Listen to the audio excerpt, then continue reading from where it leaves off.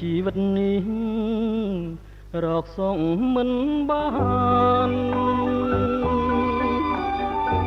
ស្គាល់ក្តីរំខានគ្រប់ពេលវេលាបានជួបស្នេហ៍ហើយកម្មតាមផ្ដន់ទាឲ្យរៀងកំព្រាគ្មានគ្រាវសា